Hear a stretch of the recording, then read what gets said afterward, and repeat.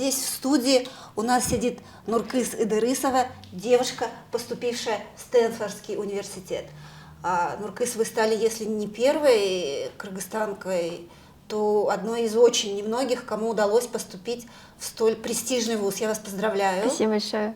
И когда вы уезжаете, когда начнете учиться? В следующем году, в августе, я улетаю. Вам когда сообщили о том, что вы поступили, как вообще вот это все произошло? Вам письмо пришло? Да, мне буквально пару дней назад, в субботу, пришло письмо. Открываем, а там вот эти congratulations, поздравления всякие. Кстати, я первая кыргызстанка буду, которая на уровне бакалавра будет учиться в Стэнфорде.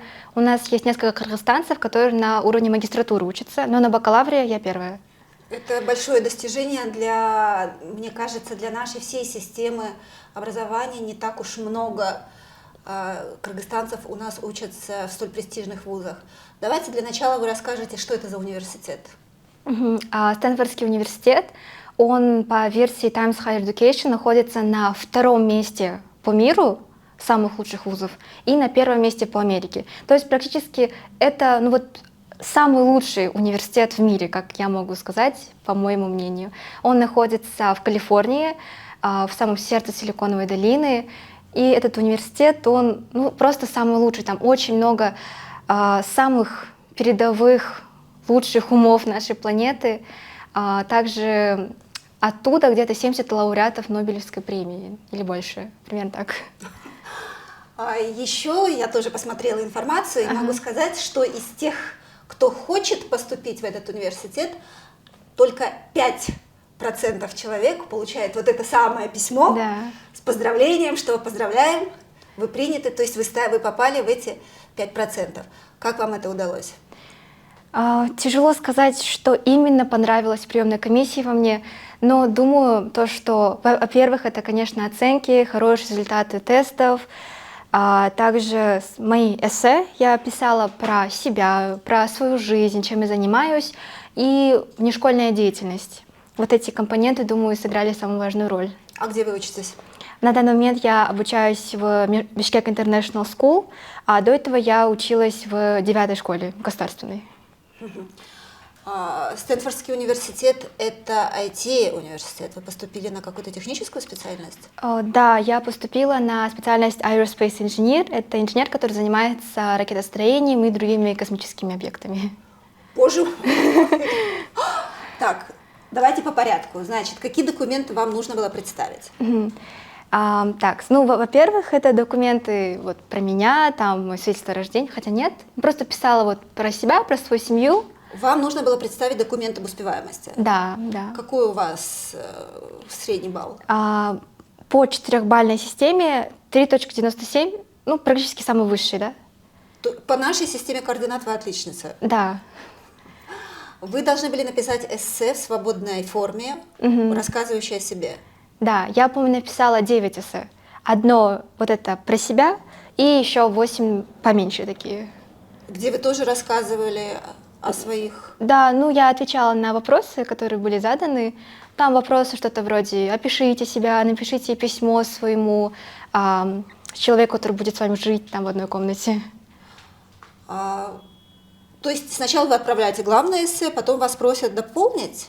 Или там есть какой-то сразу список вопросов? Да, платформа, по которой я подавалась, называется Common App, и там я просто заполняла весь Common App по порядку. Там я рассказывала эссе про себя, свои оценки, результаты тестов, про свои награды, которые у меня есть, и также 10 своих активностей, которые я делаю вне школы, и эти 8 эссе.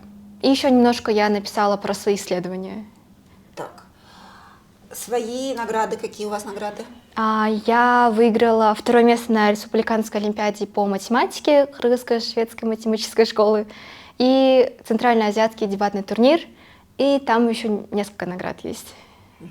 Что рассказывали про себя?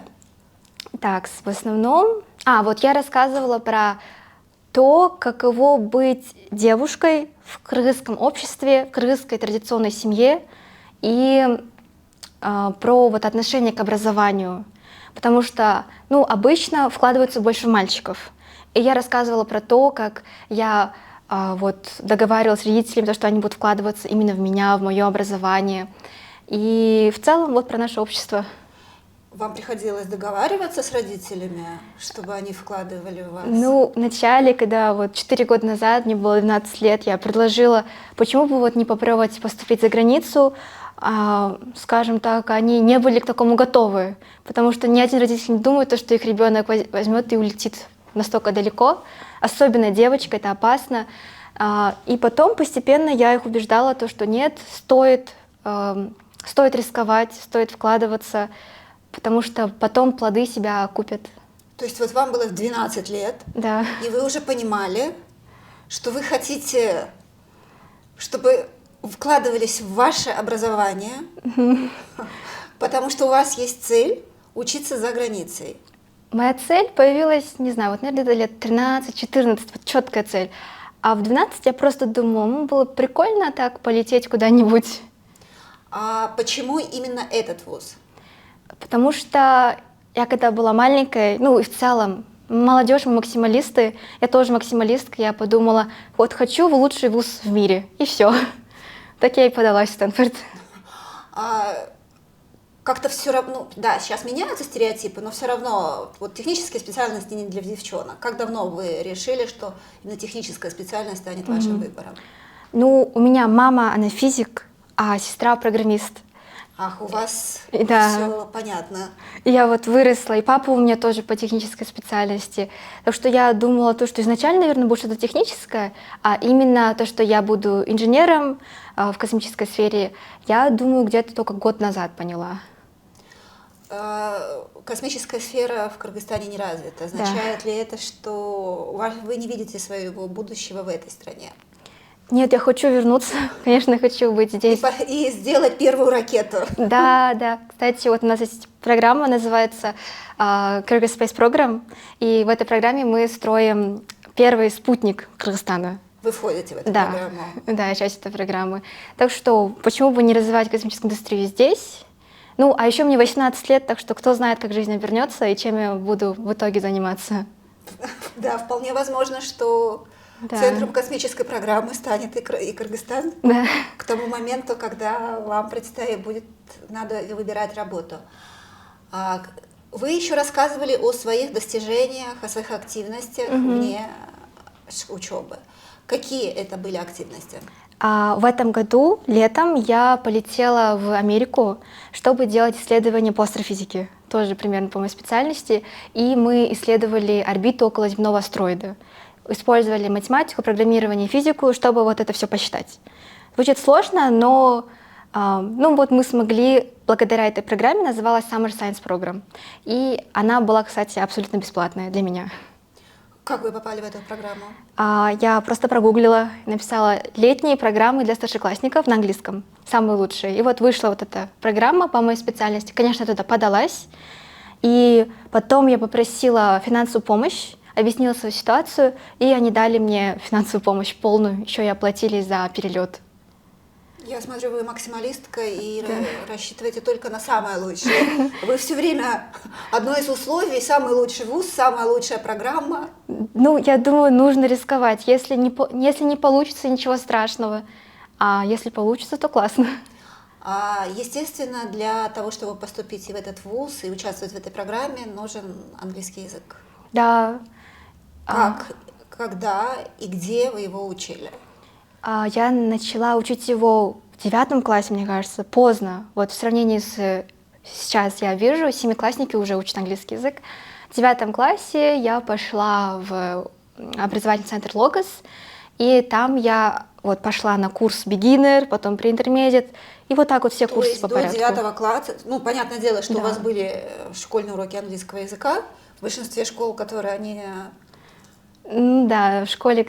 Ну, можно, да, выучить, но как-то тяжело самому постоянно это делать. То есть вот до 9 класса, это вам было 15 лет, получается? Да. У вас был beginner?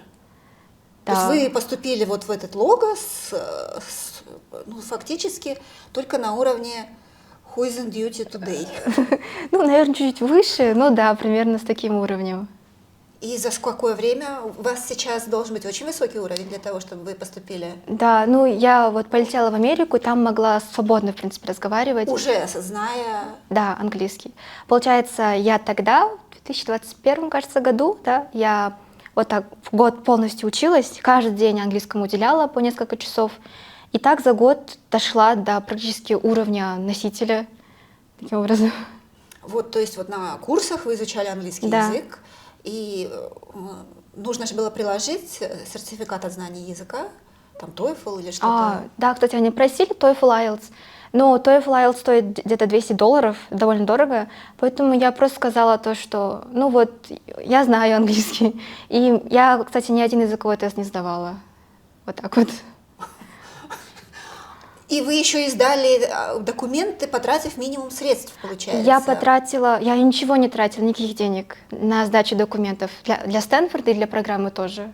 То есть, видимо, во время сдачи этих документов вы продемонстрировали блестящее знание языка. Ну, думаю, да, потому что, например, дебатные турниры, в которых я участвовала, они были на английском. А еще у меня есть тест SAT, я его сдала, вот там есть секция английского, секция математики. И поэтому, наверное, я тоже не сдавала английский, я просто писала то, что у меня есть этот тест, там есть секция английского, я там вроде хорошо написала. А сколько будет стоить ваше обучение?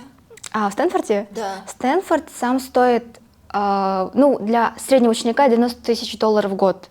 Но, к счастью, мне дали практически полную финансовую помощь. И для родителей это будет стоить несколько тысяч $. Ну, 2, 3, 4, где-то так. В год? Да. В Америке? Да. Как вы думаете, почему вам удалось пройти вот этот вот путь? Благодаря чему? Тяжело сказать что-то одно. Я думаю, то, что нужно ставить себе цель. Я поставила свою цель 3-4 года назад и просто шла к ней, не задумываясь о других вещах, не отвлекаясь на какие-то другие вещи. Каждый день по несколько часов, иногда по 10-12, когда я готовилась к олимпиадам, просто идти, учиться, делать то, что нужно для своей цели. Вы родились в Бишкеке? Да. Вы сначала учились в 9-й школе, сразу вы пошли в 9-ю школу. Да. Насколько родители поддерживали вас в стремлении к знаниям? Мы сейчас говорим не к учебе за рубежом, потому что я понимаю страх родителей, действительно страшно отпускать ребенка, но интерес к знаниям. Так, я вот с 1 класса хорошо училась, в принципе, и вот в 1 классе мама еще проверяла домашние задания, а со 2 она уже перестала проверять домашние задания. Твои уроки, твоя ответственность. Да, они у меня такие, они вот не ругают за какие-то плохие оценки, за хорошие оценки похвалят, конечно. И в каком классе, в каком возрасте вы поняли, что вот все-таки точные науки? Это ваш выбор. Так, вот у меня в школе были олимпиады, и я вот подумала, нужно попробовать эти олимпиады. Я, в принципе, хорошо училась, поэтому я записалась на математику, физику, химию, английский. Вот на те, которые были, на все записалась. И у меня хорошо получилось по математике. И так я поняла то, что, скорее всего, я должна вот что-то с математикой делать. Это было в 6 классе.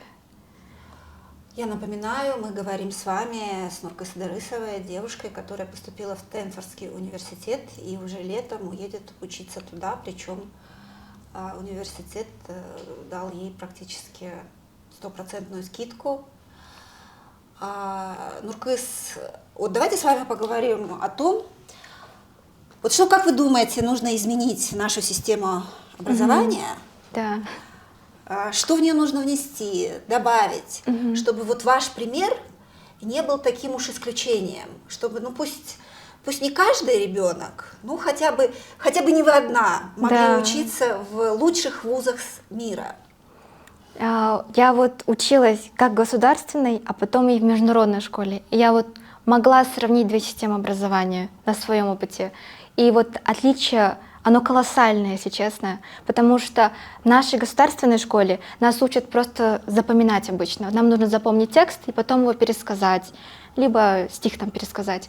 А вот в международной системе там все наоборот. Там не нужно тебе заучивать постоянно, но они поощряют вот это вот критическое мышление, когда ты сам думаешь, сам мыслишь, сам придумываешь. И мне кажется, то, что в нашем образовании было бы классно, если бы учеников поощряли на собственные мысли. Вот. Какие у вас планы и вот чем вы будете заниматься в Стэнфордском университете? Первый год в Стэнфордском университете у нас будет у всех одинаковый, то есть те, кто туда поступают, у нас будет один и тот же курс. Потом на второй год мы уже выбираем свою окончательную специальность, потом следующие 3 года я буду учиться, думаю, где-то на 3-4 году начну работать уже по своей специальности, ну, на стажировках. Вот, потом, надеюсь, на какую-нибудь вот крутую программу, специальность, компанию пройду и буду там работать. Стэнфордский университет известен еще и тем, что он активно поддерживает научные изыскания своих студентов. Есть ли у вас амбиции в этом направлении? Да, я думаю, это будет очень интересно сделать там научные исследования. В Стэнфорде очень много лабораторий, и я очень хочу вот попробовать в одной из лабораторий сделать какое-то исследование. Я объясню, что Стэнфордский университет, он еще и старейший вуз, один из старейших вузов Америки, и благодаря вот той поддержке, которую он оказывал своим студентам, собственно говоря, и появилась Силиконовая долина, Кремниевая долина, которая известна своими IT-разработками. Нуркыз, скажите, пожалуйста, вот какие-то еще проекты разрабатывали вы? Чем... Вот я вас слушаю, мне кажется, что вот наши подписчики думают, что ну, ничего кроме учебы и вот этой вот активности да и не было. Нет, это неправда. Я совсем, ну вот я знаю людей, которые учатся постоянно, я совсем не такая. Я очень люблю с подружками там выйти погулять, в неделю хотя бы 1-2 раза нужно выходить гулять. Потом я люблю заниматься спортом. Вы еще и спортом успеваете заниматься? Это необходимость, понимаете? Когда такая нагрузка, нужно обязательно заниматься спортом, чтобы не выгорать. Вот. И также, кроме школы, я занимаюсь, как я сказала, Kyrgyz Space Program. Там в этой программе мы там встречаемся. И есть еще как бы мой проект «Бизнес», называется он «Стадии». Там мы преподаем другим ученикам вот эти тесты, языковые тесты и тесты SAT. Еще раз давайте четко проговорим, ну пусть не Стэнфордский университет, но все-таки что нужно, чтобы поступить в вуз своей мечты? Во-первых, нужно поставить цель. Во-вторых, обозначить шаги, которые нужны к этой цели. В-третьих, я думаю, очень важный момент — это люди, которые могут помочь в достижении этой цели. У меня эти люди, конечно, это были мои родители, очень меня поддерживали. Второе, это была программа «Школа будущих лидеров» от Логоса. Там мне вот построили этот путь, показали, что нужно делать. Сначала учить английский, потом готовиться к тестам, потом писать эссе, потом рассказывать про свои вот эти проекты, выигрывать какие-то проекты. Вот, таким образом поставить себе шаги к достижению этой цели и потом просто работать к достижению. Ах, вы вместе с Логосом не только язык учили, да. но и вместе вот шли по этому пути в школе молодых лидеров, где вам оказывали еще вот и такую поддержку? Да, в Логосе. Дело в том, что в Логосе было вот это общество, которое очень вдохновляет меня и вдохновляло те 4 года, которые прошли. Ребята, все, которые там учатся, они все очень умные, и они все куда-то стремятся, да? И очень классно, когда вокруг тебя такие люди, и они могут тебя восхищать, там, вдохновлять и так далее. Например, вот все проекты, про которые я узнавала, делала, исследовательские проекты, я узнавала от людей там. Вот эти друзья мне рассказывали оттуда. И вот что было таким поворотным пунктом для вас, когда вот вы поняли, что вы хотите, поставили перед собой цель? Это было просто так, вот вы однажды проснулись, или все-таки был кто-то или что-то, что вас подвигло к этому решению? Я увидела пример, я уже не помню, кто это был, но это был какой-то ученик из Африки, который получил вот это пригласительное письмо от Гарварда. Гарвард тоже, как Стэнфорд, очень похожи они. И я помню, как я смотрела это видео, они так радовались, они так плакали. И потом я подумала, я тоже так хочу. Почему бы? Вот у него получилось, почему у меня не получится? И то же самое, наверное, с другими людьми. Вот вы смотрите на других людей, например, на меня посмотрят, скажут, у нее получилось, почему у меня не получится? Вот я хочу сказать то, что верьте в себя, и я думаю, если вы будете стараться, учиться, то у вас все получится. Нуркас, а есть какие-то люди, которые вас вдохновляют? Люди, может быть, истории, какие-то примеры? Да, есть, конечно, есть из Америки одна женщина, вот именно женщина, потому что не мужчина. Вот меня вдохновляют девушки, которые достигают своих целей.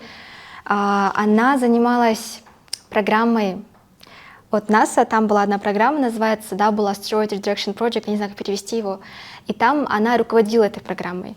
Получается, НАСА, они запустили ракету, которая изменила впервые в истории траекторию этого астероида.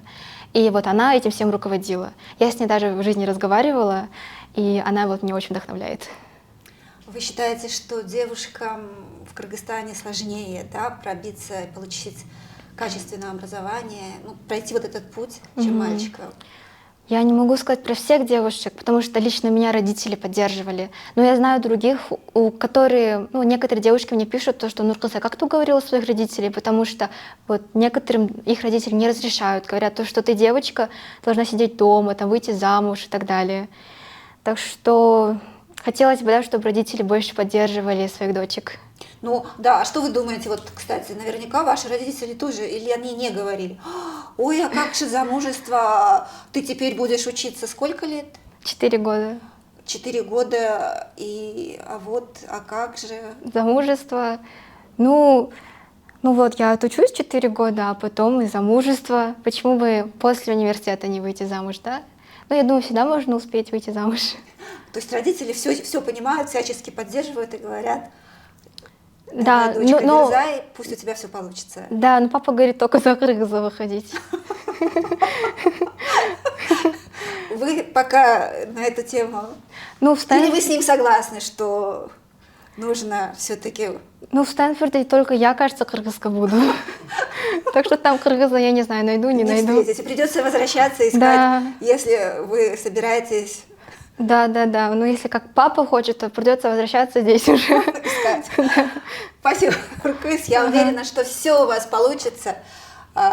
И очень надеюсь, что вы все-таки вернетесь, что вы отучитесь, получите специальность своей мечты и вернетесь в Кыргызстан, и что, как вы говорите, через столько лет, мало ли, как повернется жизнь, к тому моменту Кыргызстан станет, вы будете, во-первых, не единственной кыргызской в Стэнфордском университете, и Кыргызстан станет местом, где можно реализовывать космическую программу. Да, было бы очень классно. Будет классно.